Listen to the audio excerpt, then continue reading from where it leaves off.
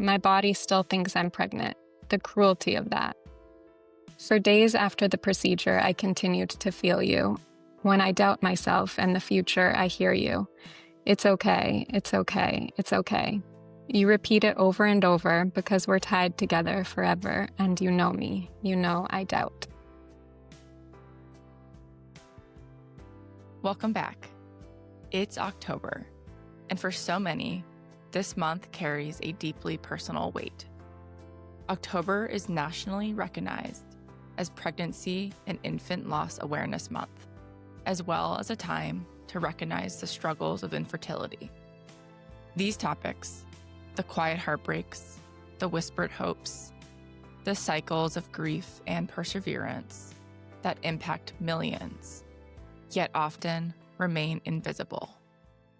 1 in 4 pregnancies end in miscarriage. This experience is tragically common, and yet society has told us, don't talk about it. Don't grieve the loss. Almost as if it's because it is so common, it is not worthy of the deep pain that follows. But death in itself is common. So why do we compare losses? Today, we're pulling this essential conversation out of the shadows. We are talking about infertility and miscarriage, and the tremendous emotional toll these battles take. We're specifically discussing the concept of comparative suffering in these losses, the feeling as if the grief is not big enough to deserve acknowledgement. We need spaces for women to be reminded that miscarriages can be part of the universal human experience, as well as an intensely personal trauma. And the truth is, both can be true. So today, we want you to feel seen. This is a space built for validation, honesty, and recognizing that grief doesn't require a reason to exist. I am so honored to be joined by a truly incredible human today. My guest, Abby, is here to openly share about her own challenging journey. The moments of questioning, the moments of loss, the physical and emotional exhaustion of treatment, and the ways she deeply cares about normalizing this painful experience that so many women endure through her writing. This conversation is vital, it's vulnerable, and it is a reminder to anyone listening right now. Your struggle is real, your pain is seen, and you are absolutely not alone. Let's dive into my conversation with Abby. This is Nothing Happens for a Reason. Hi, Abby. Hi, Claire. Thanks for having me. Of course. Thank you so much for being willing to come on today. I'll let you introduce yourself, and then it sounds like maybe we have something to read. Yeah, I'm Abby. I am a mom in Austin, and my husband and I recently experienced a miscarriage. Before we had our first baby, we experienced infertility. I have PCOS, which is a very common condition, and so we were thankfully able to get pregnant with our first daughter, Nellie. And what we'll be discussing today is our experience getting pregnant a second time, but that pregnancy ended in miscarriage. And just for people who don't actually know, can you explain a little bit about what PCOS is? Yeah, it's Polycystic Ovarian Syndrome.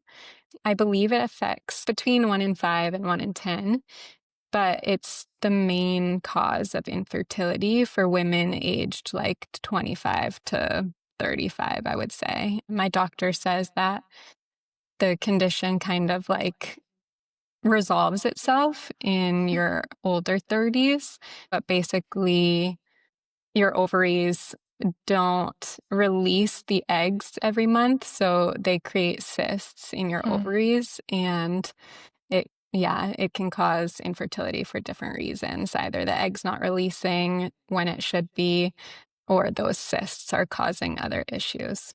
Okay. And at what point were you diagnosed with it? I was technically diagnosed when we started trying for our first baby. and that was when I was around 31. I was not diagnosed before that, probably because I was on birth control, and that also suppresses the symptoms of PCOS. So once I came off of birth control, my hormones were like all wacky, which can happen to anyone, whether you have PCOS or not. And then, yeah, once my body realized it wasn't on that birth control, those symptoms were really showing up. And, they can do an ultrasound and show you your ovaries are 2 times as big as they should be. Sometimes women can have ovaries that are like really large, like 5 times as large as Oh they my gosh. should be. Yeah, Okay. So yeah, it wasn't clear because you're on birth control until you came off with the hopes of starting a family at that point. And that's when exactly. that found out. Okay, got it. Yeah, thanks for explaining that for people. Sure. Well, why don't we hear your reading and then we'll get Sure. into the rest of it. Sounds good. These are a few excerpts from a piece that I wrote on Substack called What You Feel Like, What You Felt Like. And I'll just jump right in. I am so sad. Your data is so sad. It's too much. It's a time warp, a portal we can't escape. On the drive to the appointment, we discussed hand-me-downs and what pink clothes would mean to a little boy, if you were to be a little boy. On the drive back, there was nothing left to discuss, only tears. There's our lives here and our hearts there with you. Spiritually, you exist and you always will. In my darkest moments, I want to be there with you and only with you. I still must eat because Nellie is watching, and because I'm hungry, my body still thinks I'm pregnant. The cruelty of that. Nellie laughs about her Cheerio victory at dinner time, and I can't help but smile at her grin, but it turns to a pained cry because every other second it's just you on my mind. It's okay, it's okay, it's okay. There are times when it feels okay, messages from you, I hope, but they're fleeting, and I have to keep convincing myself they're not made up by my own doing. I felt this different kind of presence for the first time right before I was wheeled in for surgery. It's okay. It will all be okay.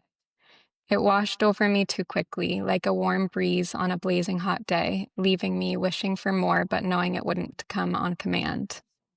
For days after the procedure, I continued to feel you. When I doubt myself and the future, I hear you. It's okay, it's okay, it's okay. You repeat it over and over because we're tied together forever, and you know me. You know I doubt. A month later. In the mornings, it sometimes feels too much to bear to get up. I know I have to, for Nell and for Dada, but still lying horizontally when I hear them in the kitchen, Nellie babbling away about her dreams the previous night, I feel your presence. It's just you and me and the void. If I wish it hard enough, will you come back? I miss you, I miss you, I miss you. It's okay, it's okay, it's okay. Except it's not, baby Ori, because you are not here with me and with us, where you feel so meant to be. I hear when loved ones tell me, it wasn't meant to be. Only God knows why the baby stopped growing. I understand their efforts in soothing, but it doesn't settle me. It doesn't feel right. I'm your mama, and I deserve to know you more than I do. We were growing together, you and me, for 9.5 weeks.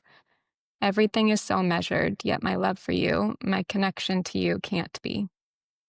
You feel farther away now, like your spirit has had time to transition fully to the other side, and it feels so lonely here without you. The messages from you have slowed down. In my most anxious moments, I worry, is that a sign? Will we get pregnant again? What if we can't? We are supposed to be a family of 4. I don't just catch the clock at 11:11 anymore. I have to be intentional about keeping my eye on the minute hand until it arrives. I see you. I see you everywhere and it hurts. In the new babies we pass on neighborhood walks, their tiny bodies nestled against their parents' chests. In Nellie's baby photos, in outgrown toys and clothes now carefully stored away, waiting for a purpose that feels painfully uncertain. In the cement of our driveway where we etched a smiley face as part of our family, believing you'd one day see it. In what seems like every film or show I watch, each pregnancy storyline or tragedy involving a little one, reopening wounds barely healed. In the foods I used to crave with you, hot cocoa, milkshakes, and chickpeas. In the tender notes of Nellie's lullabies at bedtime when I must sing for one, even though the melodies are meant for two.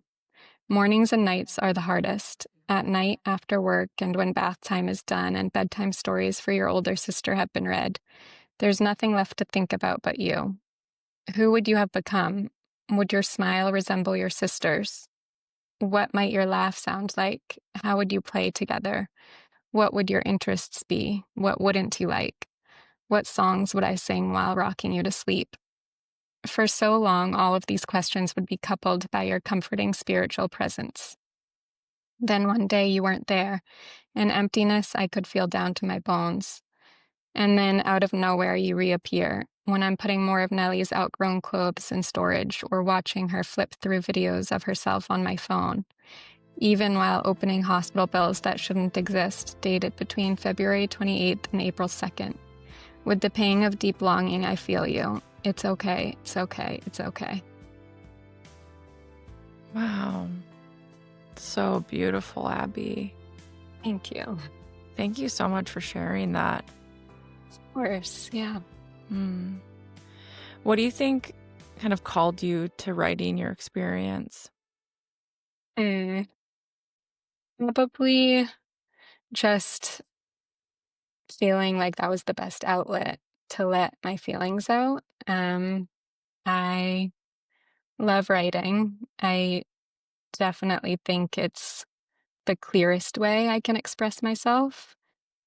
I'm someone who definitely takes time to process things, and can't always respond in the moment.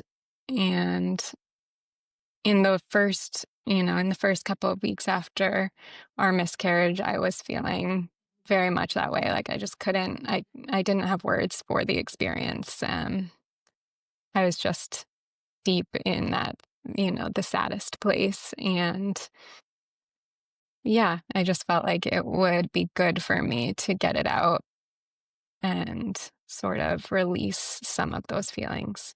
Like it's something that has been therapeutic for you. And so it's Definitely. kind of an organic way to process for you with this. Yeah, for sure. I have loved writing throughout my life. I kind of stopped writing in like more of a formal way like that, like on a Substack or blog, since Nellie was born. But Mm, we have always kept like little notes about Nellie, about her birth, about things she's doing. mm, And so it also felt right as well to write about baby Ori, which we named our miscarried baby. It felt right to have something written about them as well. I think it was more important for me to name the baby. I know Alex, my husband, he was very into the idea. I brought it up to him, and we don't know if they were a boy or a girl. I have my feelings on it. My husband has his feelings on it. We think that they were opposite genders. I think that the baby was a boy. Alex thinks that it was probably a girl. And so I knew that when I named them, I wanted the name to be gender neutral so that we could continue thinking of them as we wanted to, separately and together.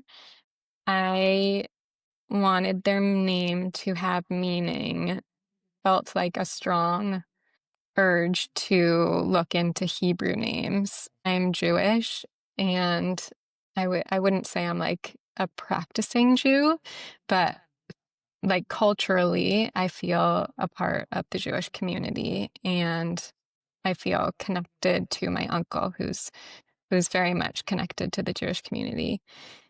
I reached out to him to ask what, if anything, people do in their grief around like death or miscarriage.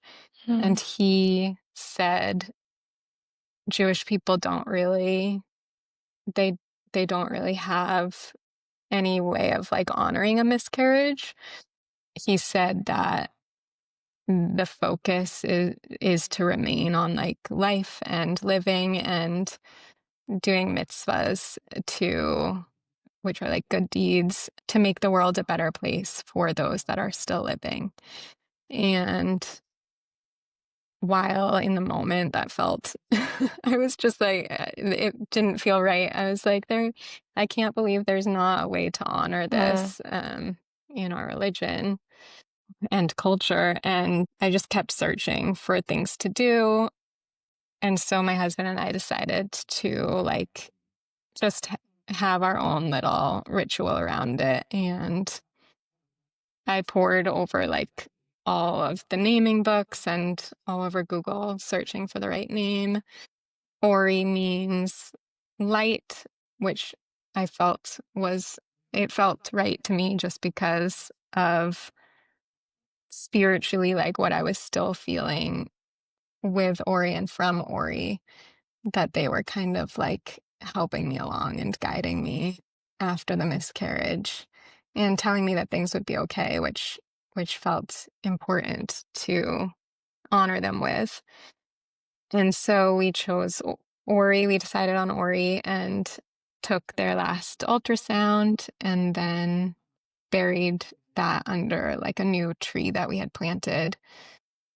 It was a good tribute, this new oak tree in our front yard. And Mm. um yeah, it was really nice. Like I found a prayer turned song by a Jewish singer, and we played that while we buried Ori's ultrasound.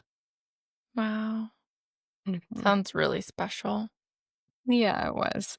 It felt Mm. special, and there were like moments during it where it just felt very ordinary as too, very much just normal life, but that we were making this like special ritual around it. I don't know. There were surreal moments during it, but I'm glad we did it. Yeah, absolutely. Mhm. Is there anything that you say to yourself or you feel when you walk by your oak tree? Yeah, I mean, I definitely look at it and think of Ori and Nellie, although she doesn't. She certainly picked up on my emotions around the miscarriage. She didn't know why I was upset, but although she doesn't understand everything that happened, when we do pass the tree, I say hi, Ori. And she says, hi, Ori. And yeah, Mm, I think that's special. really special. Mhm. Wow. Wow, thanks for sharing that. Mhm. Yeah. Yeah, well, Mhm. thank you so much for being willing to Yeah, share of it. course. Yeah, Thank you. I think really shares a very vulnerable and unique perspective about what you were going through, like you said, in that moment, and then a month later, which in grief, right, we know, a month is a nothing. Yeah, A month definitely. is a drop in the bucket, and so, to hear that what your progression was in even a few weeks, yeah, is really powerful. Mhm. Hmm. Any specific line in there that you just read us, is there one that's more powerful for you or, like, the most powerful in there? I think one of the ones that hits me hard still is we were driving and yeah, on the drive to the appointment, we discussed hand-me-downs and what pink clothes Mm, would mean to a little boy. On the drive back, there was nothing left to discuss, only tears. yeah. That one to me is still hits my heart. Like it brings me back to that moment because it is such a weird thing in life. Like one moment your life is before you and your future is before you, how you're imagining it. And then the next second, like split seconds, your life changes. And yeah, there's nothing you can do to change it back. Yeah. Yeah, it makes me think so often about that kind of grief and trauma perspective about a lot of people describe losses of pre-loss versus Hmm. post-loss, and for a lot of us, it feels like such a stark difference from one Yeah. moment to the next. And it very much sounds like that car ride is a dividing factor for you. Hmm. Definitely. Yeah. One line that really, so I mean, again, all of it was so beautiful. One that I felt like a very visceral response and body chills was the line of that your body still thinks that you're pregnant. And Yeah. what a I don't know exactly the words, but like The what a cruelty of cruel that. the cruelty of Hmm. that. Yeah. Knowing what you knew in that moment and then your body hadn't quite like caught up with it yet.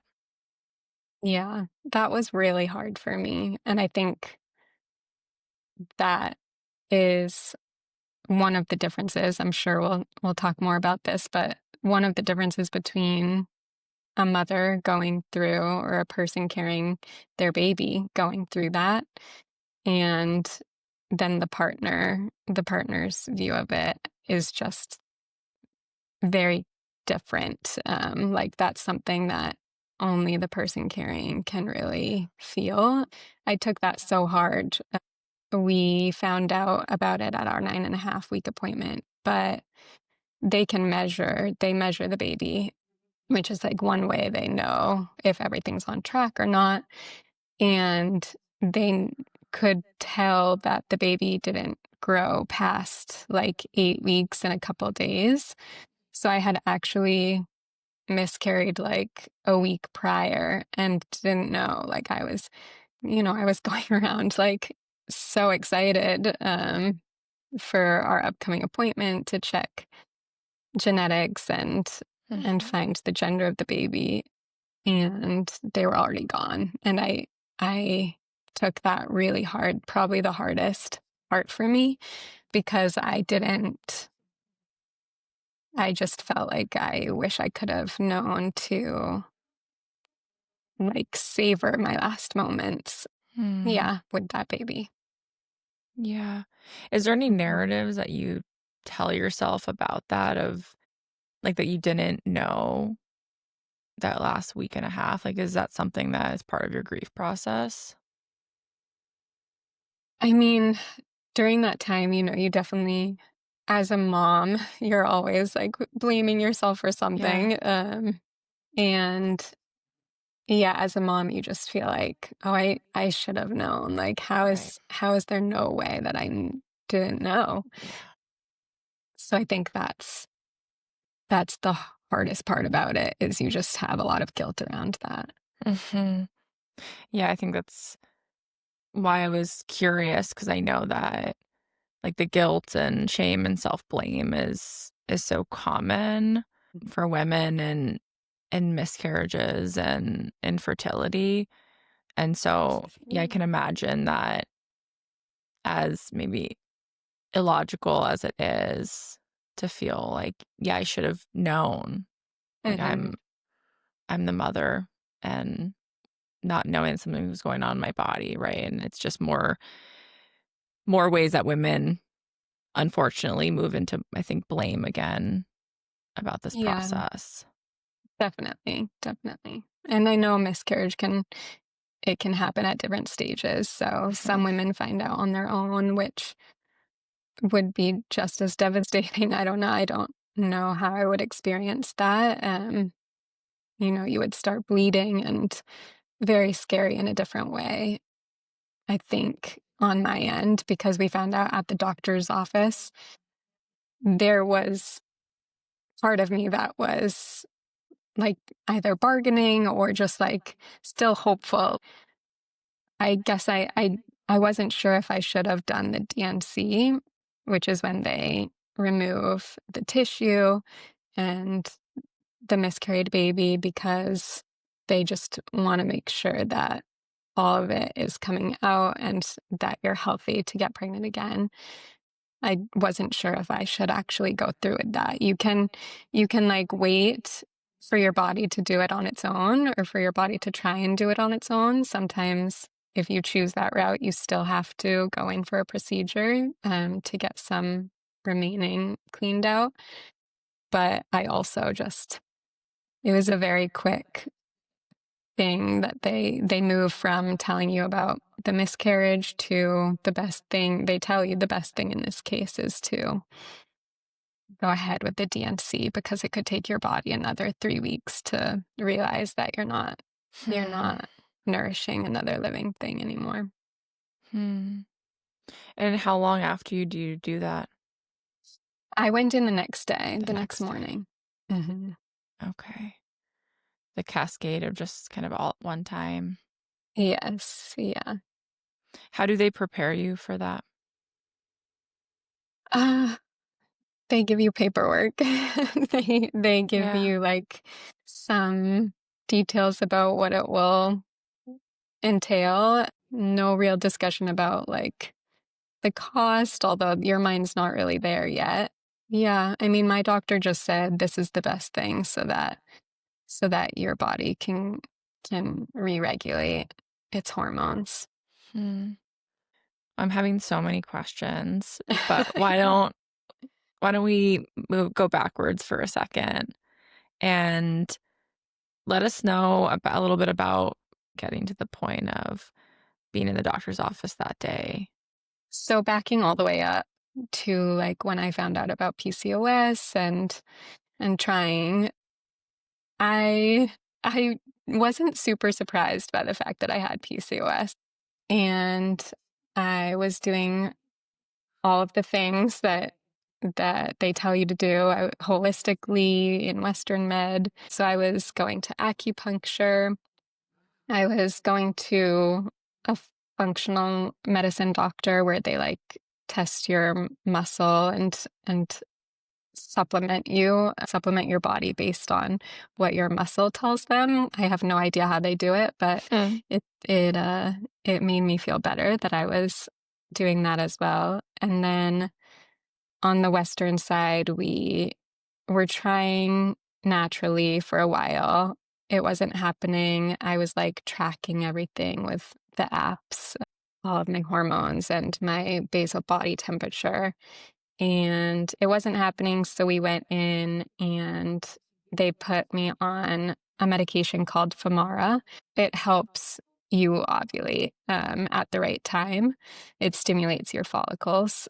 And that's what they put many women with PCOS on. And we tried again for a few months. Nothing was happening. My husband at that point went and got everything checked out just to make sure things were working on his end. And then they brought us in to discuss IUI, which is intrauterine insemination. So it's not IVF. They actually inseminate you like at the doctor's office. Hmm. And so that was, I would describe that as a little bit traumatic for both my husband and me. The first time we did it, it was a little bit painful. They said that could have been the reason we were having trouble. Like something wasn't open as much as it should be. So when they did the procedure in office, it, I guess, opened that more. Hmm. Um, and then that we were upset when that didn't work out the first time. We tried it. We ended up doing it 2 more times before we got pregnant. On the third time we went in, they were kind of preparing us for like, if this doesn't work, we will, start exploring other things. They can do like a surgery to check on the function of everything else. They can flush your tubes. And then after they do those surgeries, they usually recommend IVF. So we were kind of preparing for like, yeah, having to do that. We were preparing financially to go down that road. And during all of this, it's really hard on a relationship. My husband really just didn't want to be doing any of that. He really just wanted to keep trying naturally. And yeah, so we just had different feelings on it. I was worried about both of our age and and making sure that we gave it our best shot to have a baby. And thankfully he buckled in with me and we did the process together. But yeah, the doctors kind of treat it like it's something that is just fact. Like they'll tell you, they'll have you take the Femara, and then they'll tell you to come in for the insemination. You'll go in, and then they'll tell you, okay, great, now go home and have sex like 3 or 4 more times. Oh my And gosh. and it's like, well, it doesn't work like that, not on command. And yeah, especially when your stress is high and yeah. So thankfully, that last one was very upsetting relationship wise. Like we were not in a good place, but thankfully we did get pregnant on that last IUI, and the pregnancy was amazing. Like, of course, there are small pregnancy complaints for everyone, but everything went really well. I was anxious. I'm an anxious person in general. I was anxious for every appointment. Hearing the heartbeat was the best thing that could happen at every appointment. And then Nellie's birth was a little bit crazy. She came quickly, too quickly for the doctor to be there. So it was just my husband and me and the nurse who was on duty, but she was healthy and everything was perfect. We had some breastfeeding issues because of PCOS that can also affect how much milk you can produce for your baby. So we did that. We breastfed, and then we also supplemented with formula. But she's 2 now, and we just thought that it would take a while to get pregnant again. We kind of put ourselves back 2 years ago, or, almost 3 years ago, thinking what it took. And we imagined that it would be the same this time. And amazingly, we got pregnant like on our second try. And it felt so exciting, like for many reasons. We were just like not really expecting it that soon. We looked at each other like, wow, we're going right back into it, into the infancy stages and everything. But did you do IUI again for? we didn't have to. Okay. Yeah, we conceived naturally, which you can hear from others happens. Like when you're not trying so hard, a lot of people say like it can happen the second time much easier. Or sometimes you hear stories about like people going the adoption route, and then once they adopt, they get pregnant naturally. Right. Yeah, so we were really excited, and those 2.5 months were just like they were almost like dreamy. Like we were just so excited, and we told my parents and his parents, and we were about to tell his siblings when we found out. We wanted to make sure the genetic testing came back okay, and that's when we found out about the miscarriage. So I actually have some, I guess, questions about your perspective of this now that you've been through infertility and experienced a devastating miscarriage.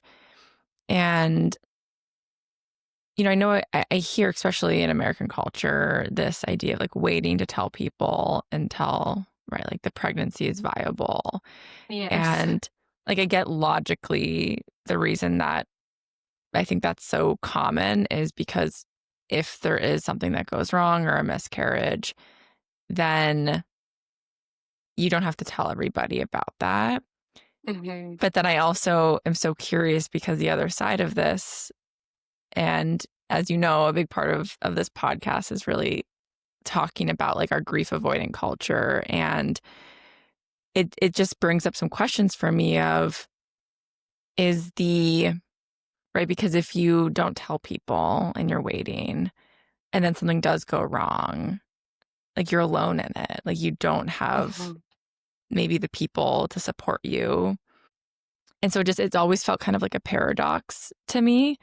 And Yes. obviously I'm not here to say one's right or wrong. It's just kind of interesting to me, because then you're maybe walking around with this big, you use the word void in your writing, this like big Mhm. grief void, and people around you maybe don't know because again, we're in a society that conditions us to not talk about it. I mean, all grief, but especially something so common as miscarriages. And yeah, we don't tell people until a certain point in the pregnancy.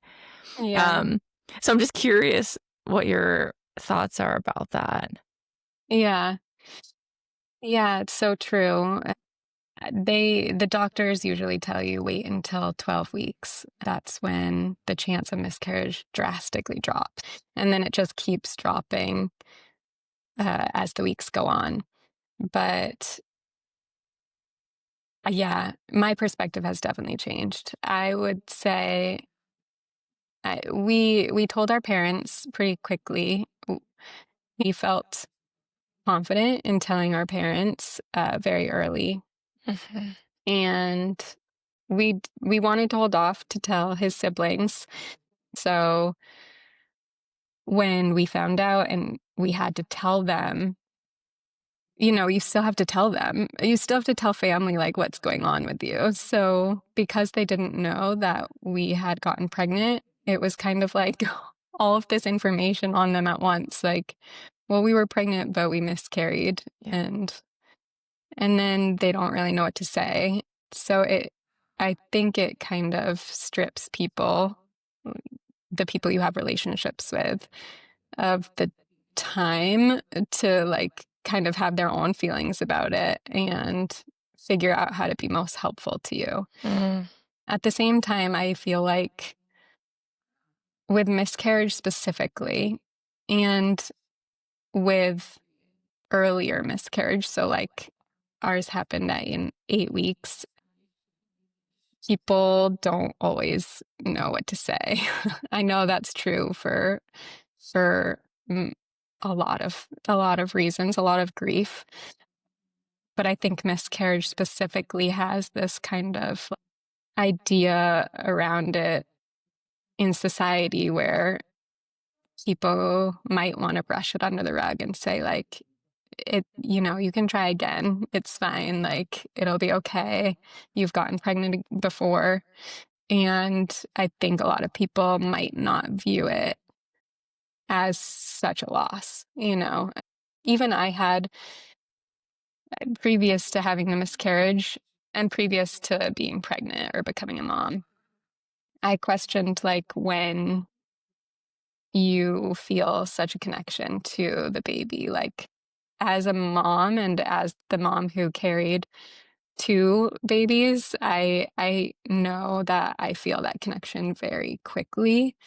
And in the loss of our second baby, I did feel like very isolated in those feelings. Like I just felt like no one got it.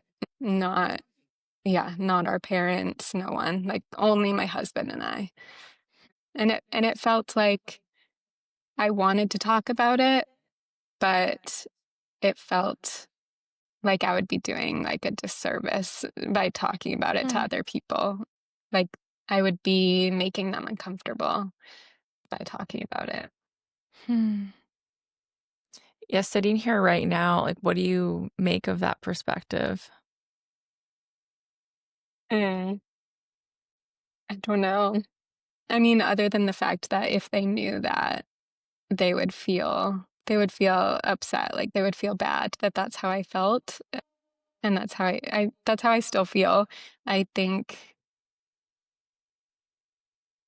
yeah, I just think it's so unfortunate that society makes us feel that way. I don't know. I just think it's not a common thing to talk about any grief. Mhm. And it is so unfortunate because it is so isolating. It makes you miss out on just opportunities to connect in a deeper way. Mm-hmm.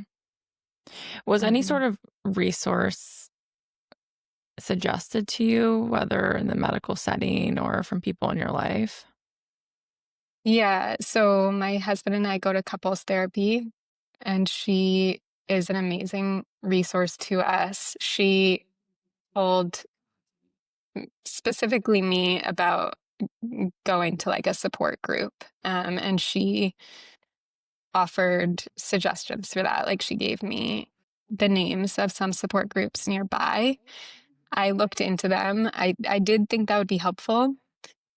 The reason I didn't end up going is because they were all for mm, mothers of miscarriage and stillbirth, and I just felt like I just like couldn't believe that they were combining those two. I was like, Mm, I can't be sitting next to someone who went through this, but held their baby, birthed their baby, and then had to say goodbye. Like, I can't. I just couldn't imagine comparing the two. And I knew there was no comparison, and still now I just can't imagine discussing my miscarriage at 8 weeks with someone who birthed a stillborn baby. yeah. I think such a common experience with different losses, and I'm sure I talk about this in other episodes too, but it's that idea of comparative suffering and Yeah.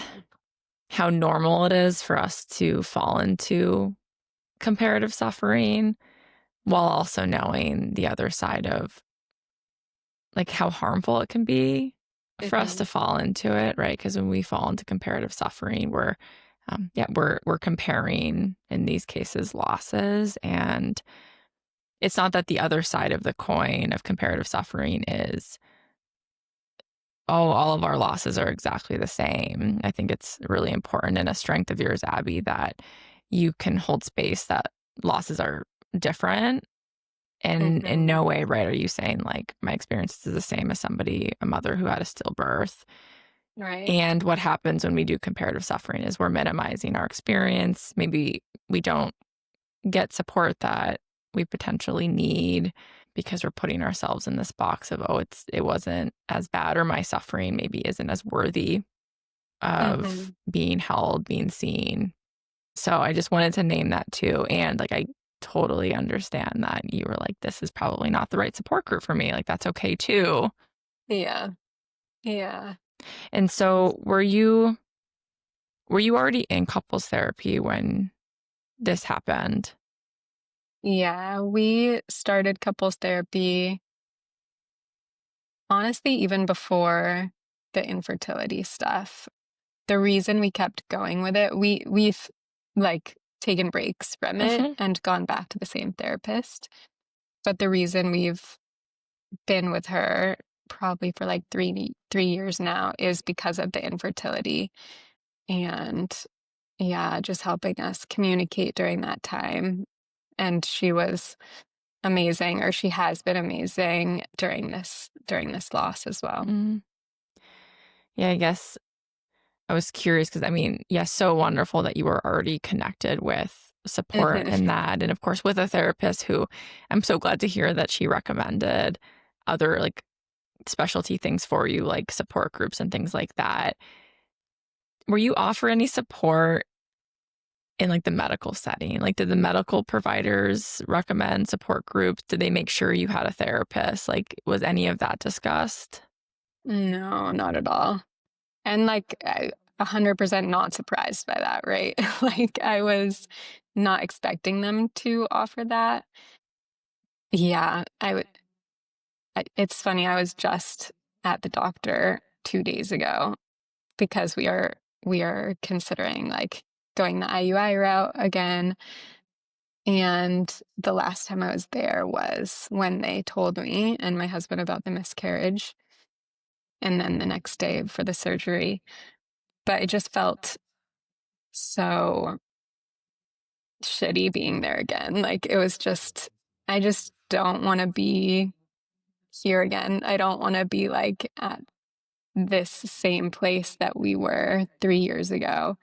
And especially not after knowing what miscarriage is like. But I think a lot of the feelings that came up were because of how it was treated in the moment of telling us and the next day with surgery and everything. I have so much love for my OBGYN. He's very sweet and has great bedside manner overall, I would say. I don't think, I think, yeah, I don't think it's possible to deliver that news in a way where someone's like, yeah, that was a great delivery of it. I Totally. think it will always hit hard when the doctor says the words. But I just felt on that day more than I ever had before. They are in the baby making business and not anything else. Once it was determined that our baby wasn't growing anymore, there was no need for us to be in that office. Hmm. And I think that was really, really hard. Like, of course, they give you the time in the room to kind of like collect yourselves and do what you have to do before you leave the office. But I remember just breaking down and saying, like, how does anyone come back? How does anyone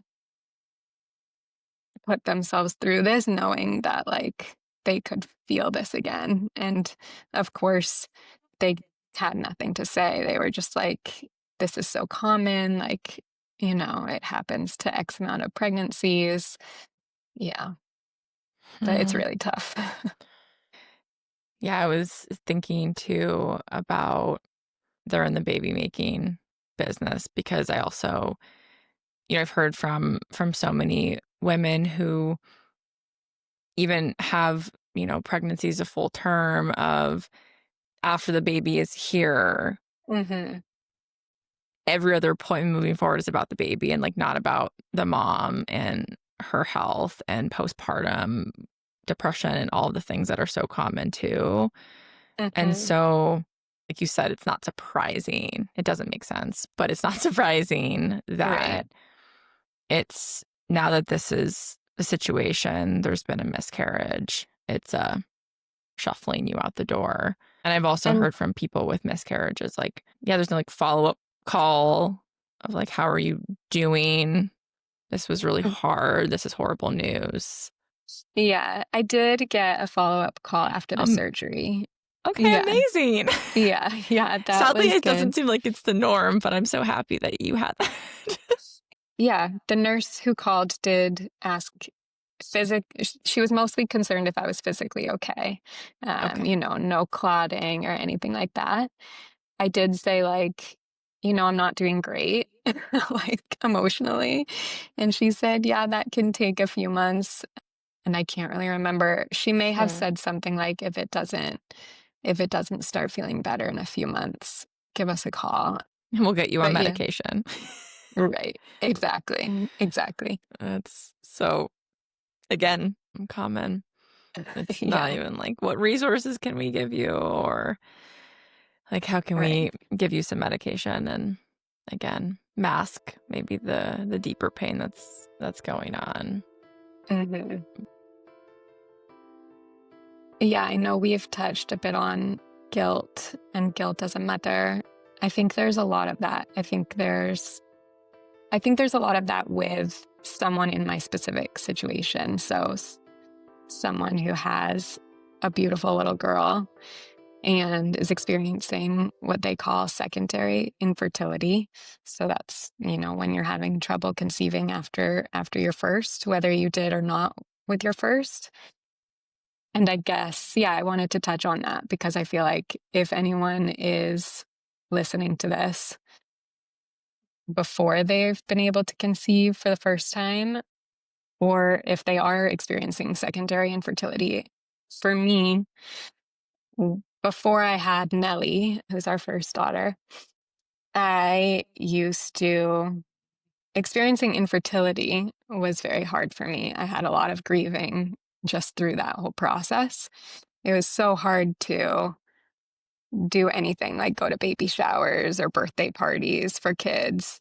And I used to have so much, I guess, resentment towards women who were experiencing secondary infertility. And I would just think like, oh my God, you have your baby. Like, just can you not be happy with the baby you Mm. have? And I would try to empathize because I was going through infertility as well, but it just didn't feel the same. And even now, being in those shoes, I still feel like I still have guilt around it. Like, both for my daughter, like why can I not be satisfied with our daughter? Of course I am, but I also feel this pull to add to our family. Of course, if we couldn't add to our family, it would not be the end of the world. But yeah, there's just a lot of like raw emotions around that. I have so much love for my daughter, and I, especially after having a miscarriage and feeling such a strong connection to that baby, I feel like we are supposed to, whatever that means, try for adding on to our family. Yeah, I think that you you captured that really beautifully of, yeah, like the guilt and resentment in your infertility at the beginning, and then how even after you had a successful pregnancy and brought Nellie into this world, how guilt and resentment shifted to look like something different. That Hmm. all the foundation being infertility, and Yeah. how hard that is to be in different social situations and say comparing again, but like comparing other people's journey with it. And I mean, that's so common in so many different types of grief and loss. And I also just think that what you were saying about resentment of for you, baby showers, and I can imagine, I know I don't know you super well, Abby, but I can imagine that it felt pretty shitty to hold those emotions, to have the internal dialogue of resentment and Mm. sadness and grief for whoever you were celebrating in the pregnancy, while also like wanting to be happy for them too, and that not feeling totally aligned with who you are. Yes. Yeah. Um, There's and a I lot mean, of that. yeah, and I can relate to it in similar, but of course, very, very different ways too. Of like when I go to friends' weddings, or I mean, even they don't need to be big events, but when people are there with their mom or, Hmm. you know, sister stuff, of course, I still have one sister. But Right. the comparing of like deep sadness that my mom will not be here for these benchmarks that my friends get to have with their mom. And it's the both and, like, so grateful that my friends have these ongoing relationships and like deep sadness and resentment, and then I feel guilty that I feel those ways. So I think no matter what the loss is, I think there's often that aspect of this too for people. Yeah. Yeah. Thank you for sharing that about your mom and your sister. Yeah, it's so hard. And then you tell yourself or you ask yourself when you're having those feelings, like, is this who I am? Like, am I a bad person for having these thoughts, you Right. know? Yeah. And then people around you can reflect things to you. Like, my husband and I have gotten into arguments about, me not wanting to go to a baby shower or a birthday party, and him kind of like pushing the subject. Yeah, but we should go, support our friends, and then not feeling seen in that moment by the person who's going through this with you. And yeah, it just brings up a lot in so many layers to it. Yeah. Yeah, and how in those moments it's kind of like a lose-lose, Yes. especially that dynamic you just described with your husband of you either say something and then whether there's pushback or just you're not on the same page and then you're feeling misunderstood with it, or you don't say anything and you go and then maybe sometimes, at least for me, like can feel like you're fucking dying inside because you're trying to push through and be in these settings. And then you feel more alone, or at least I do in those situations Mhm. because you're like, okay, I'll just show up and do the thing I'm supposed to do and smile, make the small talk, and then it feels horrible. And Yes. there's just like there's not a right answer, obviously. But yeah, no, it's so lonely in those moments. And I can Mhm. imagine it, yeah, like you said, makes it hard too when it is something that you and your husband are going through together. But the way Yeah, you're coping and grieving is probably really different in a lot of ways. for sure. Yeah. Yeah, thanks for sharing that. Even just briefly touching on it is since the overturning of Roe v. Wade and the Mhm. implications with Mm. kind of in the political world with miscarriages now. Like I guess I'm just curious of I don't know, is that like a layer for you in the current world that we're in where, there are states where women are being blamed and persecuted for having a miscarriage? I know political conversations, not something we talked about ahead of time, but it just Yeah, also no. seems kind of important as a woman in at least the United States right now. Yeah. It's completely on my mind.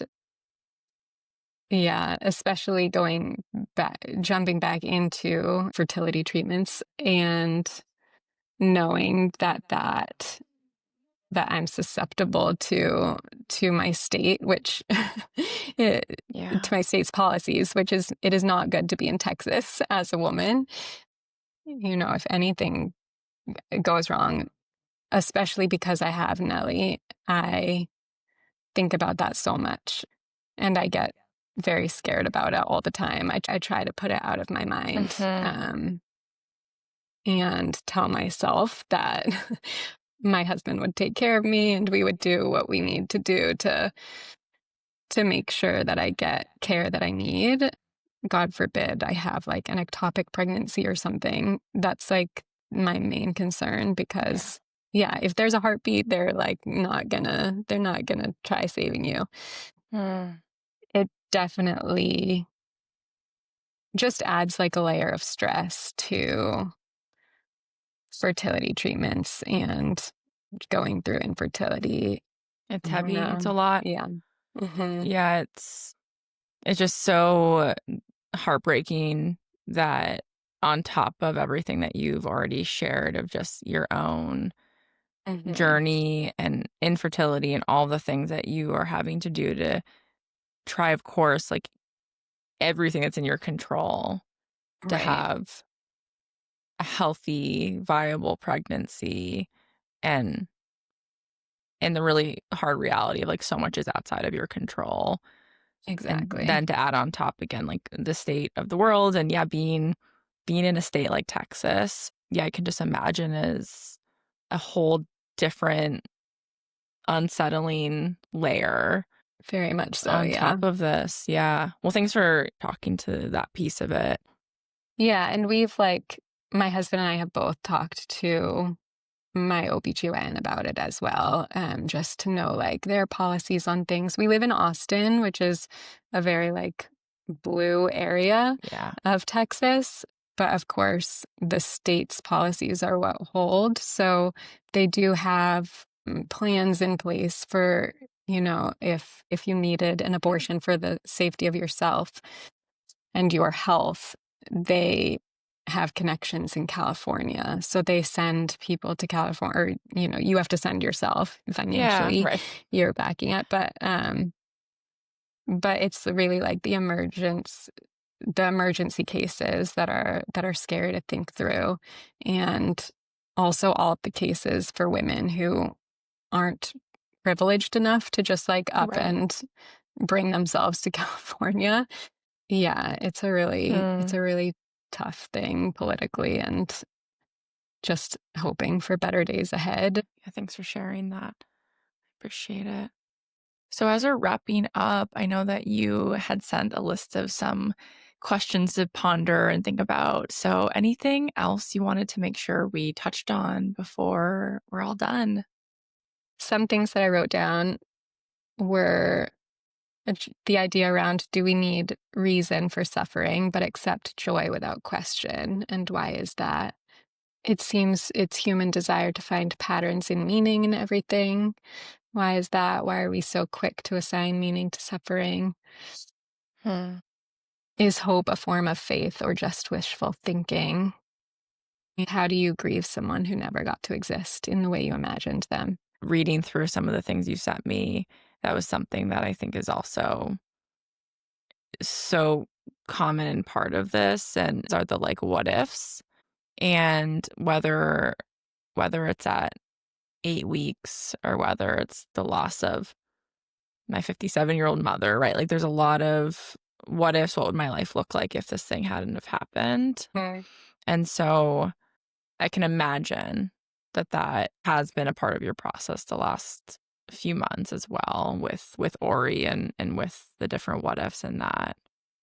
Yeah, definitely. I don't know how it's been for you. I'd love to hear since your mom's death and since your sister's death, but my miscarriage happened, pretty recently, like a few months ago. And I know that with like every passing month, I would think I would be 5 months along, 6 months along. We would be going to this appointment. We would be going to that appointment. I would be so hot because it's the summer and uncomfortable, but like not in a bad way. It would just be like, part of the pregnancy experience. And I know that I'm anticipating the grief to reappear at those markers, like at the due date, which is November 1st, and every passing year, every age marker that Nellie hits, like 2.5, 3, and then what age gap would they have had and all of that. Mm-hmm. Yeah. In kind of the grief world, and you might know this term, Abby, we talk about grief math a lot. Oh. Like that grief math it gets very confusing, and it's also just such part of the process. Like in an episode recently, I was trying to figure out how old my sister was when she died, and knowing that I haven't hit that age yet, but knowing that I will be soon.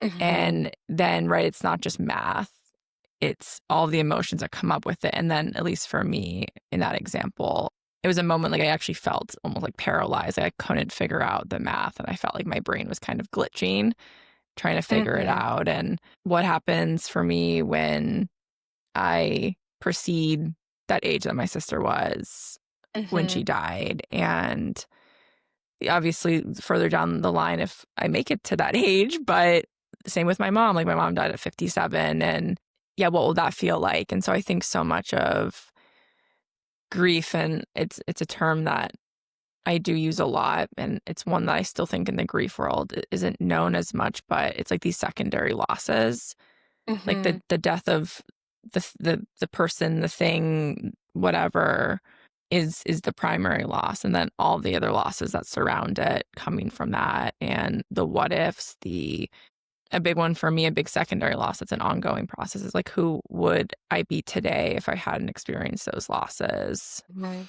And how many years has it been? And yeah, that grief math is just so hard. And we also want to, I think, especially in our society, apply some sort of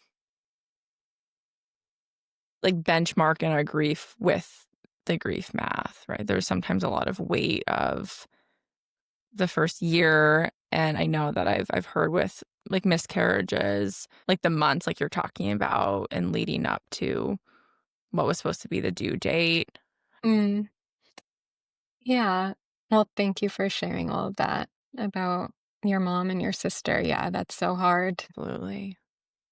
I just wanted to loop back around too. And I know you wrote about this. And I think in some ways it's maybe probably a bigger conversation too. But this idea of when positive or good things happen, like when you got pregnant so quickly with Ori and, saying like it was meant to be.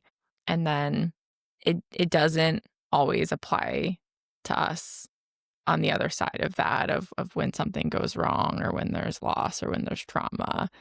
'Cause at Hmm. least for me, right, it feels minimizing. Like we don't want to say like, oh, well, this, I mean, I know people do, but well, I guess the miscarriage was meant to be. Right.